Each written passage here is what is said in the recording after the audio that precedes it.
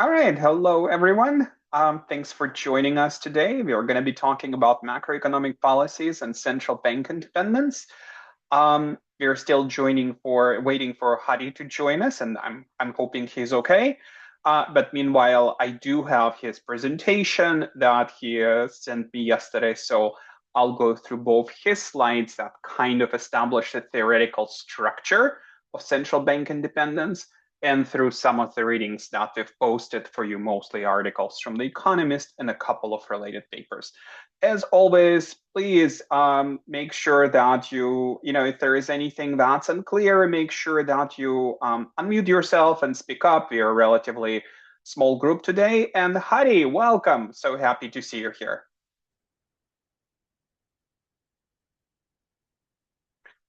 And so we'll go from here.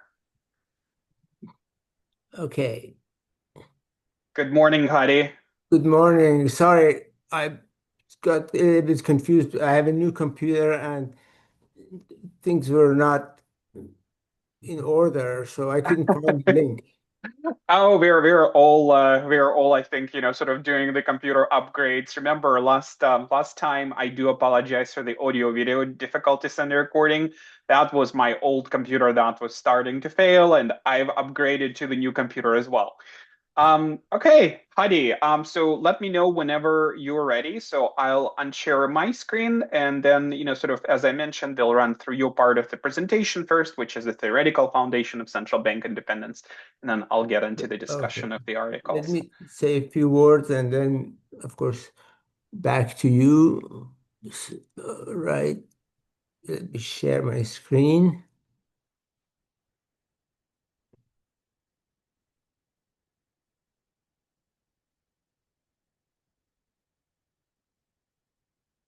All right.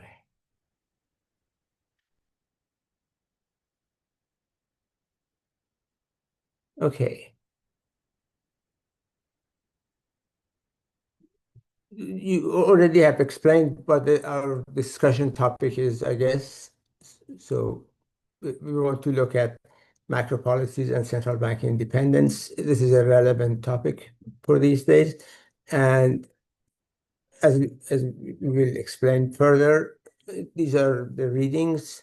And before I get into any discussion of the interest policy or what, how the economy might react to changes in interest rates or what's the role of central bank independence, etc.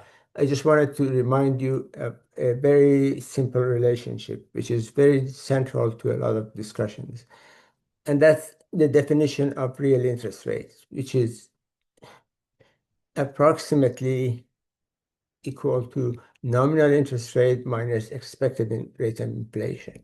If inflation is relatively low, below 10% or so, this is a really close approximation uh, for defining real interest rate. And we can write this in symbols. R is real interest rate, I is nominal interest rate, and pi e is expected inflation in the future. For example, if you want to see real interest rate for 1 year, so pi e is expected inflation of the current year up to next year. And I is the interest rate that is in the market. Now, if expected inflation is given and the central banks decides on a nominal interest rate I, then real interest rate is going to be determined this way. But this is a short run relationship. It's not a long run one. In the long run, it's the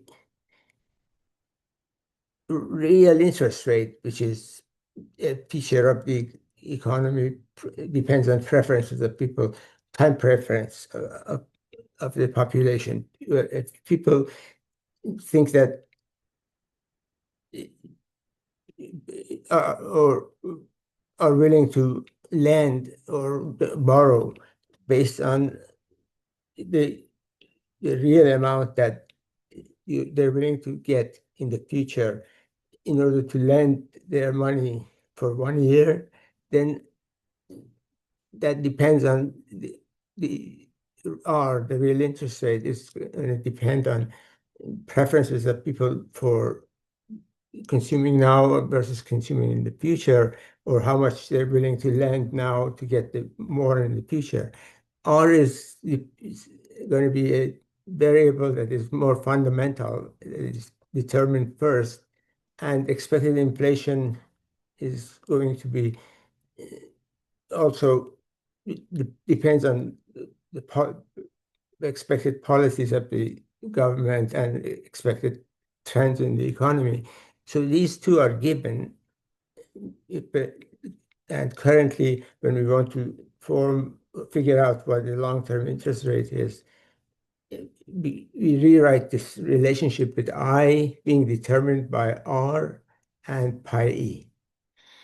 So this is important because in the long run, it's the real interest rate and expectations that determine the interest rate. In the short run, it's the real interest rate that is determined by interest rate, nominal interest rate, and expected inflation. This is important because when central bank lowers interest rate, for example, that automatically in the short run reduces R, real interest rate. But the central bank cannot control the long-term interest rate because it's determined by real interest rate, which is independent of whatever central bank does. And the only way central bank can help lower interest rate is by lowering expected inflation. And if if the government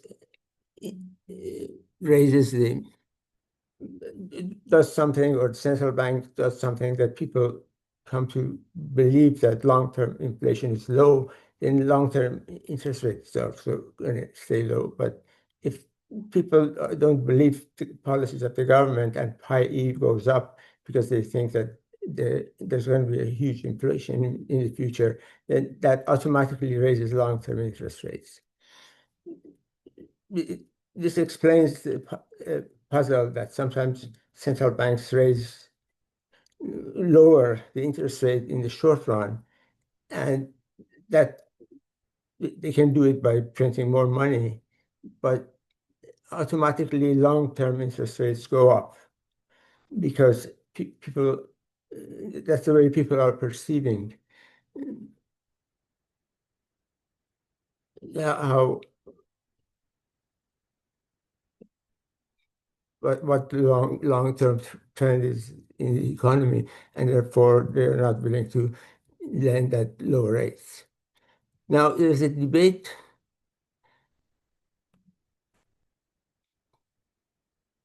Sorry, I don't know why this is not working. Okay, now it works. Now, President Trump wants to gain control of the Fed, and the purpose is to cut the interest rates because he wants the economy to grow during his presidency, and therefore he thinks that lower interest rates could stimulate investment, it could stimulate net exports and consumption. So he's in favor of lower interest rates. The Fed is concerned that inflation is already above target and 2%. And if they lower interest rates then and demand goes up, that can only raise inflation rather than keeping it low. So this is going to be destabilizing the economy, and they're resisting the cuts in interest rates. If people view the decline in interest rates, let's suppose that we go with the Trump assumption. If people think that the lowering interest rates are lower for a while and then temporarily, and then they're going to go back up to control inflation, then what happened is going to be that for a while inflation will go up, But when the policy goes to a policy that controls inflation, it's going to inflation rate is going to go back to the target rate that central bank has. Now, if people think that the interest rate decline is permanent, or they think that the policymakers underestimate the significance of inflation in the economy, they will assume that in the future, same deal is going to be there. Every president in the future will be keeping the interest rate low, and inflation will go up further. And at some point, it becomes a nuisance, and then higher interest rates will be needed, even higher than the current interest rates. Those higher interest rates are needed to bring down inflation eventually. If if people think that interest rate is low for a while and then it jumps up in the future, that will raise long-term interest rates. And it's long-run interest rates that determine most of the investment for people. For 1 year, interest rate has much less effect on investment than long-term interest. So long-term interest rates go up automatically, no matter what the policymaker does in the short run. And that will have a negative effect on long-term growth of the economy. When politicians decide for the central bank the short-run policy that the central bank needs to follow, they tend to focus on short-term electoral effects and tend to run the monetary policy as expansionary. So they prefer to lower interest rates for a while for the economy to display some improvement during the prior to election, so they look good in public. But the problem is that this will raise the long-term interest rates very soon and raise inflation, and makes the task of fighting inflation much harder in the future. What we need here is to keep politicians away from policy making, especially monetary policy. And the trick is to create an institution which is independent central bank. So you hire and choose professional experts in macroeconomic in macroeconomics, and especially people who have experience and knowledge about how the economy works in the short run and long run, in order to design the monetary policy in a way that maintains macroeconomic stability. An independent central bank can establish credibility, and in the sense that it will do whatever is necessary in order to maintain the inflation rates and maintain the pace of growth.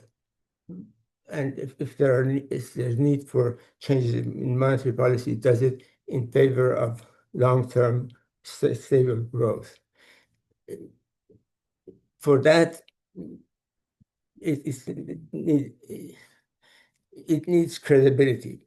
People should come to believe that the central bank really wants to maintain stability, and its policies are not self-serving. It's just for the good of the public, the economy as a whole. And if the central bank is credible and sets a target, uh, an inflation target. For example, in the US, the inflation target is 2%. People come to believe that eventually interest rates are going to be such that inflation is going to be low, and this provides an opportunity to keep long-term interest rates low, because even if currently they lower interest rates, very soon everybody realizes that the central bank is going to go back to the a better policy to maintain inflation and to maintain stable growth. All right, so that was my presentation, and let me stop sharing and pass on the mic to Vlad. Sorry. Thanks very much, Hadi. I appreciate it. All right, so folks, I'll put in the chat a link to one of my favorite resources that I've shared before, which is the Fed Watch website. Which kind of summarizes the expectations of the marketplace participants of what will happen in the Federal Open Market Committee meetings. And let me share my screen to show you what is going on before I talk to talk about. Before I talk about the articles that we've suggested. So give me 1 second. So let me share my screen.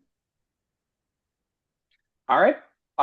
And so let me start sharing my presentation.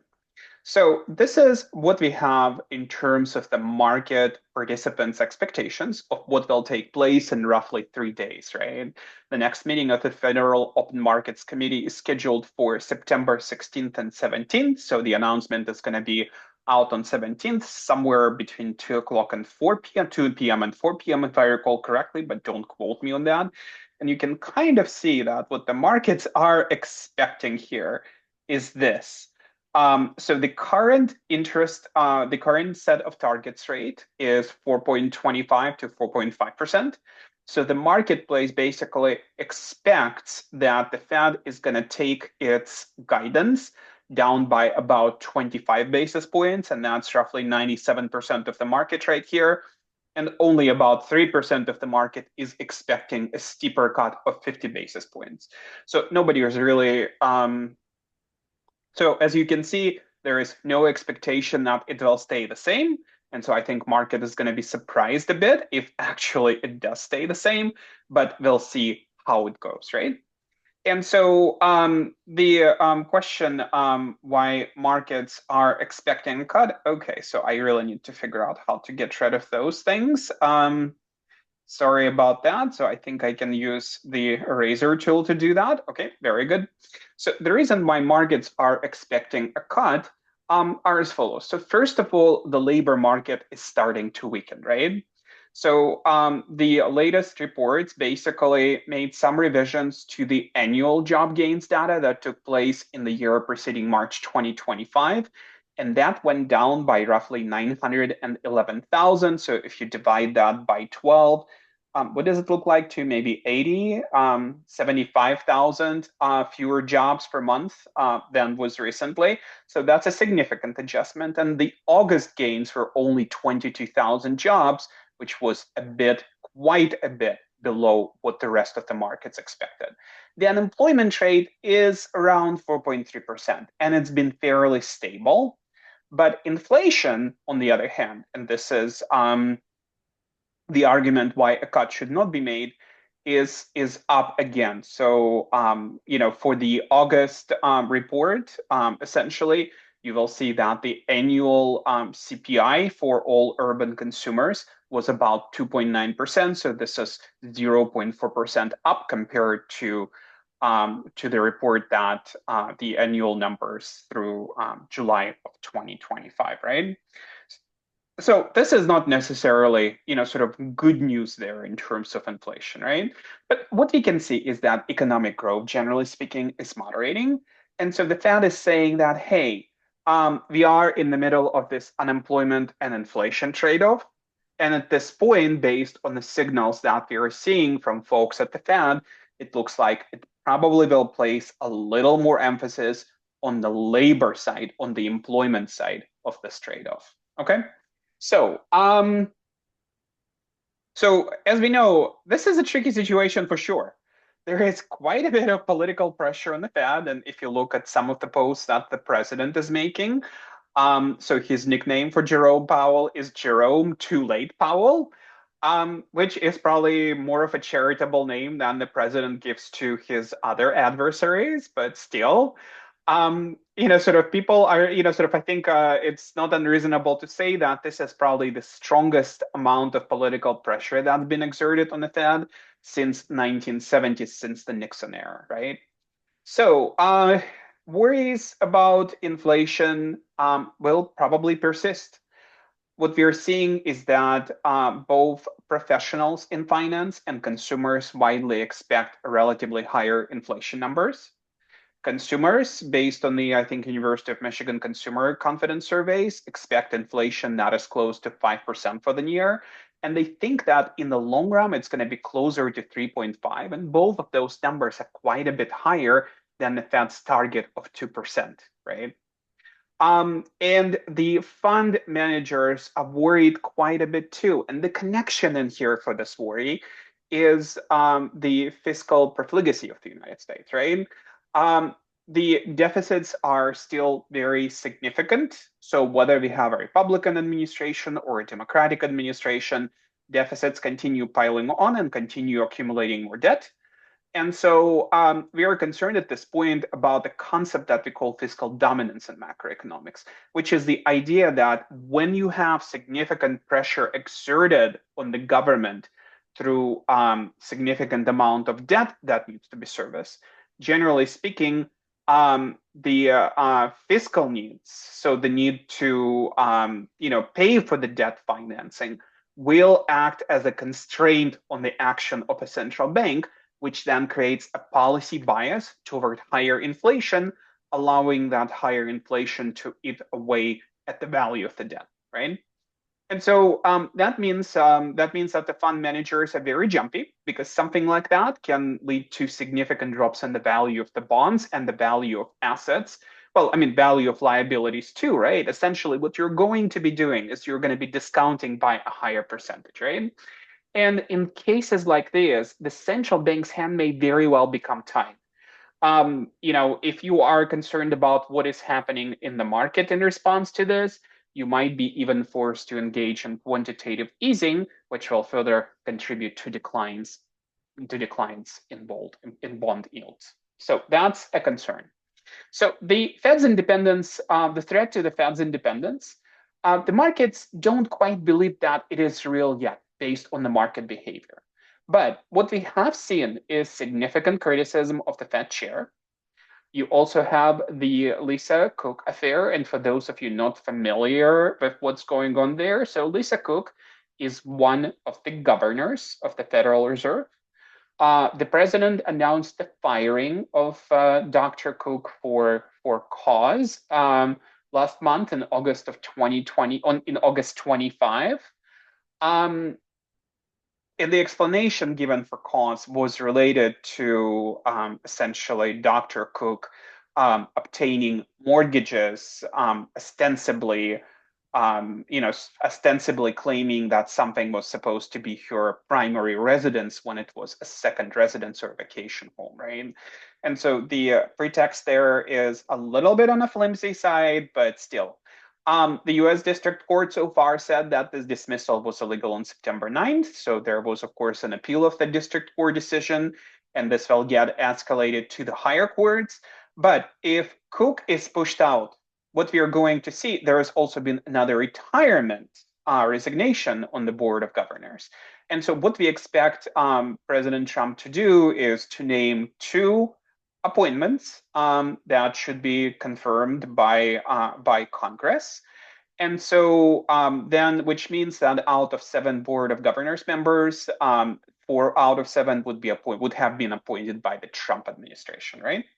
So recall that the Federal Open Markets Committee actually has 12 members. So there is your 7 members of the Board of Government, the president of New York, Federal Reserve Bank has a permanent seat on the FOMC, and then there is 4 rotating regional Fed presidents. And depending on the selection on those regional Fed presidents, because some of them obviously are more hardliners on inflation compared to others, right? Folks have their different preferences. The different regional economies don't perform on the same rate, and it's natural that they would be advocating for what is best for their region. But it's possible that in a case like this, the combination of Trump appointees and the regional Fed presidents would indeed be able to argue for lower interest rates and contribute to those decisions, right? There's also another pressure point in here. So Chairman Powell's term as a board member expires in 2028, but his term as a chair expires in May of 26. So about, well, it's actually less than a year from now. It's about 8 months from now, right? And while President Trump had been making statements that basically indicate that he might be forced out earlier than that, generally speaking, 8 months is not a very long period of time. So this is coming up pretty soon. And so the selection of the new Fed chair will introduce some additional interesting dynamics in this case, right? Okay, so let's talk more about interference at the Fed and some of the history of Fed's independence. So this goes back to 1951. So in 1951, the Treasury and the Fed signed what was known as the Treasury-Fed Accord. And essentially, this is the point where the Fed became independent, truly independent. Fed was granting independence to pursue monetary policy that was separate from what Treasury does in terms of managing the nation's debt. This created a fantastic model for the rest of the world to emulate. As I noted a few times before in the seminar, this is what the United Kingdom did with the Bank of England, which had been 25 years ago or so. And so overall, giving significant independence to the central bank had been a winning proposition throughout a number of nations, which aligned their practices with what we do in the United States. And as I mentioned, last serious attempt or last public attempt to interfere with the Fed was back in 1972, where Nixon, as part of his reelection campaign, pressured for lower interest rates. So some of the new research that is showing up right now, and this is really interesting, is that so Drexel from the University of Maryland noted that in his recent paper that was published in August, that if we take kind of the pressure that Nixon applied back in 1972. And we use that as a standard of measurement of sorts, right? Sort of using Nixon's pressure as an equivalent of 1 horsepower, I guess, or something like that. So if you model what happens to the inflation rates, to the price levels, in a case of a sustained political pressure at roughly 50% of that intensity. So something like that can lead to a permanent increase in the price level by more than 7% over several years, right? And of course, 7% is a considerable number. It's not necessarily a huge number, but what it means without question, I think, is that something like that adds this political component and will indeed contribute to the price level increases overall, right? And we also know that political pressure shocks tend to be more inflationary compared to the traditional monetary policy easing actions that are based on the rules, for example, right? And so, we continue being concerned about a number of things that already took place. So on the one hand, what we've seen is dollar has been devalued by close to 10%, which is not necessarily a terrible thing to begin with, but we can see that as one of the outcomes of that pressure on the Fed.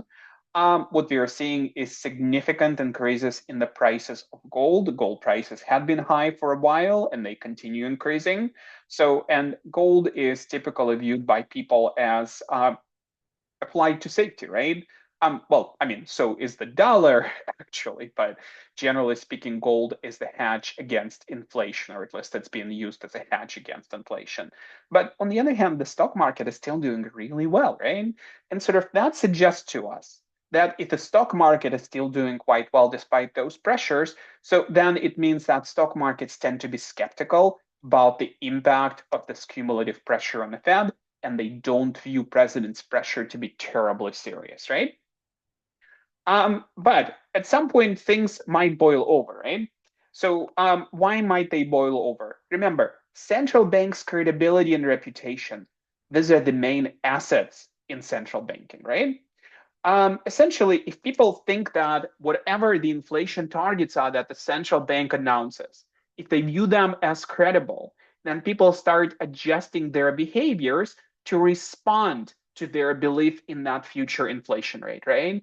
And if that's the case, then the central bank is in a very nice position because it doesn't actually to engage in painful policy actions that would try to minimize inflation at the expense of employment markets and at the expense of GDP growth. So you don't have to raise your rates terribly high to extinguish inflation. And the Fed, of course, for many decades, it built incredible amount of credibility and a very strong reputation. But back in a few years ago, the Fed's reaction to the post-COVID or COVID era inflation created a crisis of sorts because the Fed was sitting on the sidelines for an extended period of time saying, oh no, this inflation is transitory,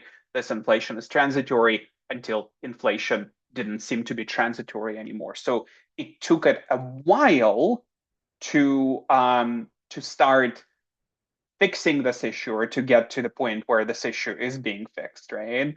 But there is absolutely no question that something like that already significantly dented the Fed's reputation. And we can also see it from people's expectation because if people know that the Fed's target is 2%, but the expectation for long-term inflation is 3.5%, so they're in a dangerous place where the Fed's goals or the Fed's announcement don't seem to be impacting people's expectations too much. And so, and of course, the danger here is that if you continue politicizing Fed, that means that there is going to be additional loss of credibility. And it will be much more difficult to engage in monetary policy because you will have to take much stronger monetary policy actions in order to achieve any outcomes. And what that means is that the risk of higher permanent inflation and the risk of lower effectiveness of monetary policy actions is quite real, right? And I think things that will happen over the next couple of months, especially with the replacement of Lisa Cook as a governor, will kind of show to us where we're headed with something like that. And so that's actually it from my part of the presentation. So I will stop sharing and we'll be happy to take any additional questions or comments that you folks may have. So any thoughts, anything to share or anything that was unclear from the presentation. Don't be shy, unmute yourself and speak up.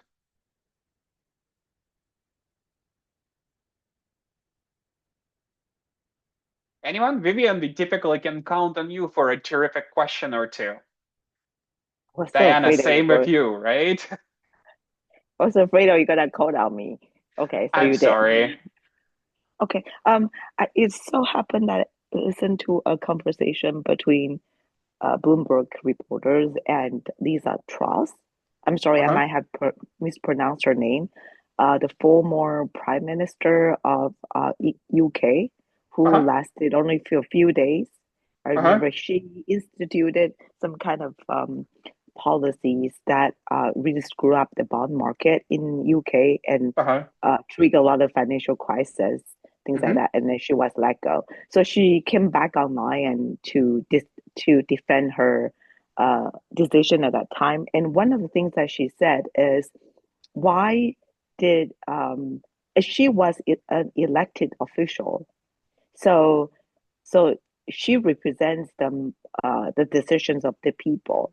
So why did she need to listen to those officials who were not elected by the people? Right. So what I was trying to say is she believed that she knows she got this power to make decisions on behalf of the people, and it shouldn't mm-hmm, be restricted by those people who didn't have that kind of mandate. mm-hmm. So I think that's kind of very interesting perspective to see that. I want to hear your thoughts on that. Yeah. Well, let me start answering that, and Heidi, I'm interested, of course, in what you think about this as well. But the trust scandal of sorts, right? From what I can recall, and folks, correct me if I'm wrong here in making my descriptions, is essentially we have a new prime minister who rises, not necessarily as a part of an overwhelming popular mandate, but this is the representative democracy, right? People vote for their representatives. And then in the parliamentary system, those representatives essentially vote for a subset of them who form the government, right? So there is not as much of a separation between the legislative and the executive power as it is in the United States. And so the ideas that started getting advanced by the Truss government, they actually were very different from what the markets were expected, right? There was a program for significant cuts, for significant cuts in tax for things that basically would reduce government's revenues and increase government spending.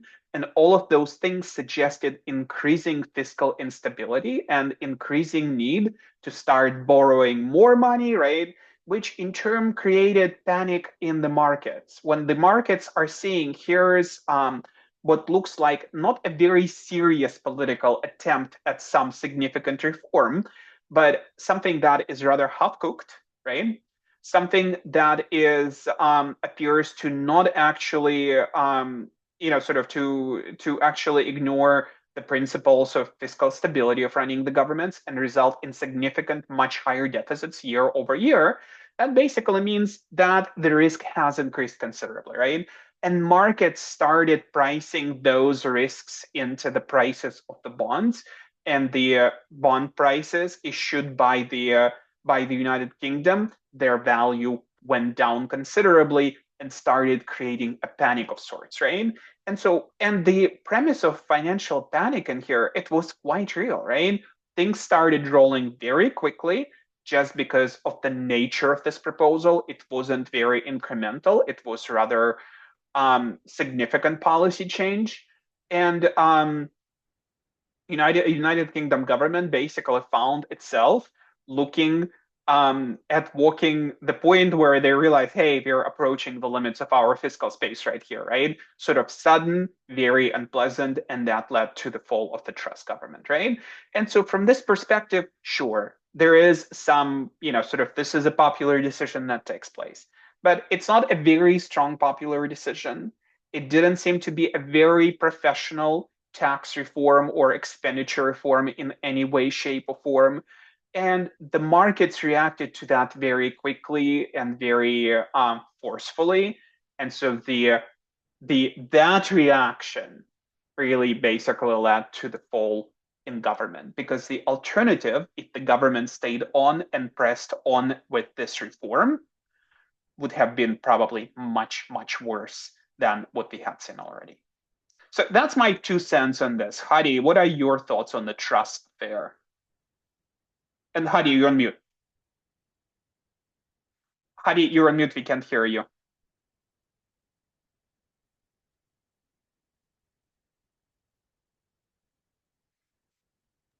Sorry. You well said. You already discussed the situation. The message is that if government does something crazy, markets discipline the government. Mm-hmm. Policies should be credible. Policies should be feasible. Mm-hmm. And I think Theresa May had gone way beyond that and was proposing a policy that was not really feasible. Mm-hmm. And markets were not willing, as you mentioned, markets were not willing to lend the large amount of money that the UK government needed to give tax breaks and to do what she was proposing. Mm-hmm. Yeah, and I think what will happen in the United States, there is a potential for something similar to happen, because the independence of the Fed had been entrenched for good 70 years, right? In the 70 years since the Treasury Fed Accord of 1951, or Actually, I think people dated to 1952, even though it was signed in 1951. So in those 70 years, there's been only one serious attempt to interfere with the Fed, right? Which was, sort of in 1970s. This is a second significant attempt. And if the markets start seeing those attempts to politicize the Fed, if they start seeing them as credible attempts that can actually result in a more politicized Fed, my suspicion is things will start rolling very, very quickly. At this point, the markets simply don't believe that Trump is serious about this. And even if successful in replacing Dr. Cook and in replacing Dr. Powell, so the changes in policies would be incremental. If markets learn that it's going to be otherwise, then I think we might be looking at some significant upheavals in the stock markets and in other financial markets around the world. I think the market right now things seem to be believe that the challenge to Fed is going to be warded off. So the markets are behaving as if this is not going to be a problem. Mm-hmm. And I think given the case that they have built against Cook, it doesn't seem very serious. I think once it goes to judiciary, it's going to even the Supreme Court, I think, which is very much in favor of Trump, because he has so three of the people there are his appointees or people he selected. I think when it comes to looking at what Cook had done, that's not a cause for kicking her out of the Fed. I really doubt it. Uh-huh. Yeah, and it was, of course, very interesting that, sort of like the moment that those allegations came off, right? And in some sense that there are some similar allegations that the president himself had faced. But interestingly enough, it turned out that the parents of the of Volte, the guy who kind of started this whole ball rolling, basically engaged in the same behavior, both in terms of getting the loans and in terms of receiving the property residential exemptions on multiple properties at the very same time, right? So you Right. kind of know that this is probably not the strongest case that you could make. Sort of you might argue whether, the decision to appoint Lisa Cook was a good one, given her lack of experience in macroeconomic policy, lack of experience in finance, some questions about her doctoral thesis and her, research as an economist, all of those things aside, right? It just simply doesn't seem that there is significant cost to remove her, and the market seem to believe that. Right, right. Well, it all sounds very optimistic, but I'm a little bit more on the pessimistic side after seeing all what's going on. I'm looking out for any signs that things started to change. Seriously. Mm-hmm. Yes. Well, they'll see how the meeting goes, right? And what the results are going to be. So I think there is, sort of if what we get is a cut of 50 basis points or 75 basis points, then I think that'll probably contribute to the market starting taking this threat a little more seriously. But as of now, I think the markets are expecting a 25 basis point cut, which appears to be somewhat reasonable, right? And they'll see how it goes. All right, folks, any other thoughts, any other questions, anything else we can answer for you? We should start a bet 25 or 75, and then we will select our winner next time. All right, do you want to take a poll? So who thinks it's going to be 25 basis points? I think it will be 25. How do you think it's 25? What about the rest of you folks? Diana, are you voting for 25 basis points as well? Okay. 25, 25, 25. So it looks like in our very informal poll, we're sort of sticking to the wisdom of the market. Good deal. All right, folks. Last call for questions or comments. Anything else from anybody? Diana? Just thanks for continuing to do this, both of you. I appreciate your time and the connection. Thank you so much. All right. Well, thanks very much. All right, Thank you for folks. joining us, and hopefully we're going to come back next month with some more information about what's the trends in the economy. But if there are topics that you are interested in, please let us know so that we design our presentations according to what is more relevant for you. Professor I Hart, have a question, but this is a separate topic if we want to talk about. Yes. Sure. So recently, I've been reading a lot more things happening with the government taking interest in the private companies. For example, I think it started with MP, and then they started taking some of the interest in Intel, and I think there is a conversation going about Boeing. So I think that similar thing has been done earlier as well, where government has started taking the interest in private companies, or sorry, public companies, and they try to change the things and everything. Mhm. What are your thoughts on that? Like, is it good for the economy, or how would it end up? Because to me, if I look at from the perspective of an investor, like MP is a different thing. But sorry, I'm using the stock ticker. But Intel, I don't feel like they have any good product, at least today, which the consumers or the market are interested in right now. I think they lost the game at this point until they change everything, whatever they are doing. So at this point, if government is trying to take interest in them and they're just trying to um, increase the demand of their product or something, um, I don't think how much that would actually create the Intel's profitability or whatever they're trying to do. So I Mhm. just wanted to see, like, how do you think this going from here on? Hadi, do you want to start on this one? Go ahead. Go ahead. Okay.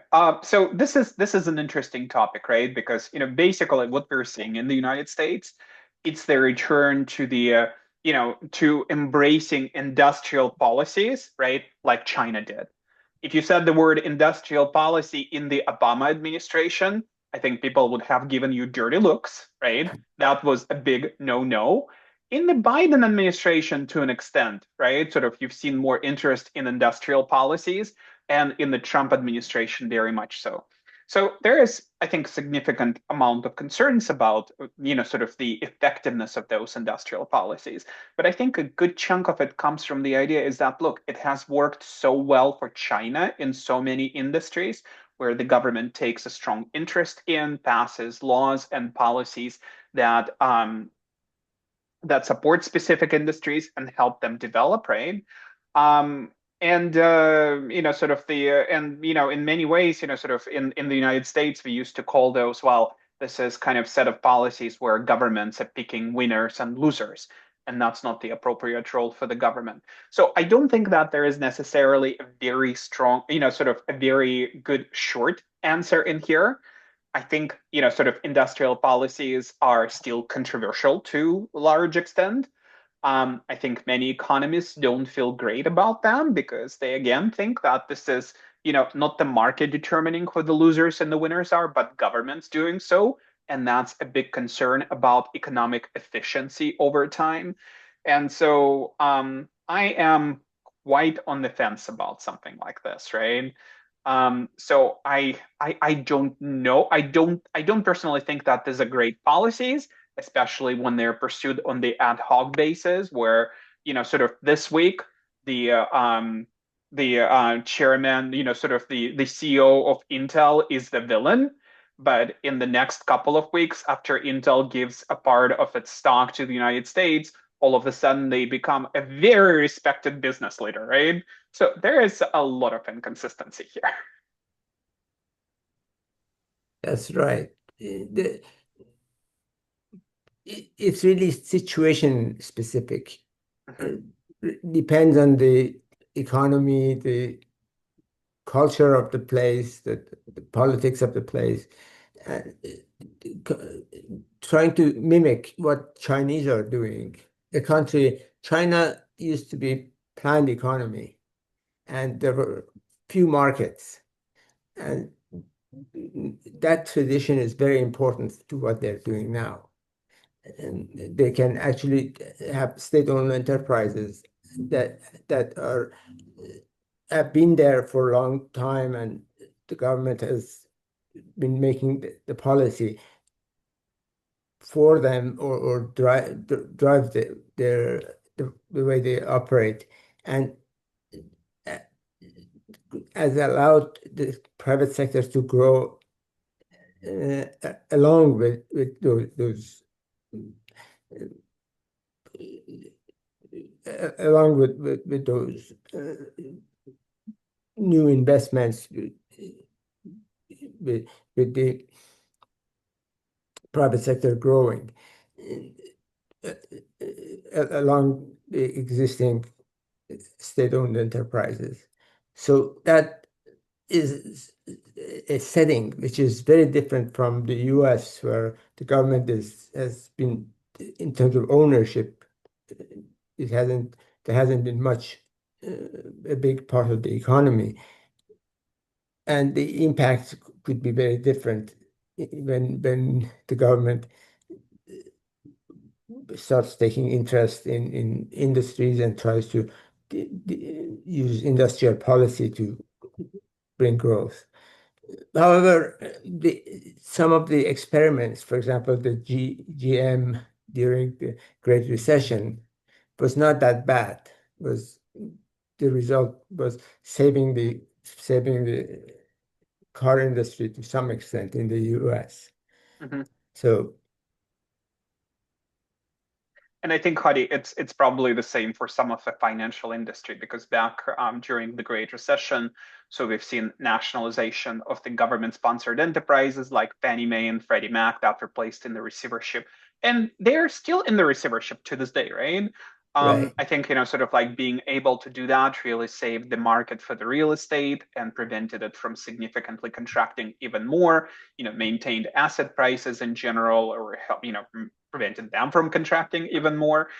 Saving AIG was, generally speaking, a good call, right? This is one of the largest insurance companies in the world, one of the largest financial institutions in the world. But, sort of, I would certainly argue that, sort of doing something as a crisis response policy has a very different flavor from, industrial policy during the normal times, right? So, People, right, people criticize the government for example, saving AIG.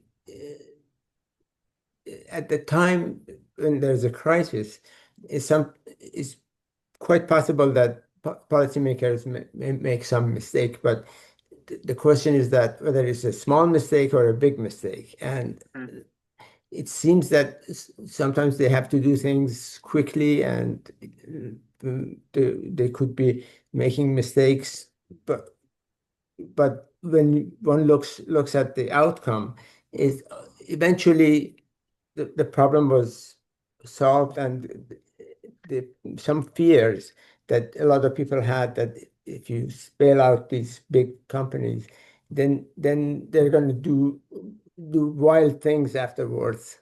mhm, Mm, that didn't quite materialize, mhm. and the government was able, this Congress was able to come up with a law which reduced the leeway that banks had to behave in Mhm. ways that made the economy unstable. And generally speaking, of course, government policies and the criticism from both sides, sort of you're damned if you do and you're damned if you don't, right? Right. But generally speaking, some of the more poignant criticism of the Fed and of the federal government's actions, during the Great Recession has been not that it had done too much, but rather that it has not done enough. and that's what's contributed to a very extended period during which the economy was recovering. Sort of that was a criticism, I think, in mind of the policymakers when they responded to the COVID crisis. And so during COVID crisis, now the opposite criticism that has emerged, that they indeed had done a little too much in terms of the volume of supports that they provided, both in monetary policy and especially in the fiscal policy, right? So Yeah. the pendulum has swung, swings the other way at this point, right? Yeah. I think in my opinion, I think for example, if it's done strategically, then it makes sense. For example, MP material is very important for the nation. The rare earth mineral, which is very important. So supporting them, that makes sense, because that is really needed for industry to survive or revolutionize, right? So that is good. But for whatever is done or being thought with Intel or Boeing, I'm not able to understand that. Like, what is the reason or need of that? Yeah, so that is what my concern is. Yeah, But I we'll think see how does it that sounds go. like a great topic for maybe one of the future seminars, right? We can Yeah, probably talk about industrial policy for hours and hours and look at what the other countries had done and amazing. how industrial policy has evolved over time. Yeah, it sounds like a great idea for a future session too. Yeah. Amazing. Thank you. All right. Thank you. A little fun disclosure is actually I invested in Intel and I was thinking about selling it until I saw that news. I'm like, okay, good. But Good Great. deal. so I made a mistake, but it was a very funny mistake. Well, anyway, it was awesome. Thank you. All right. Well, thanks everyone. We appreciate you joining us. So we'll end this session more or less on time. Give us any ideas that you have for future policy, for future topics. We very much welcome them, and we'll look forward to seeing you next month. Thanks all. Thank you. Bye for Thank now. you, Professor.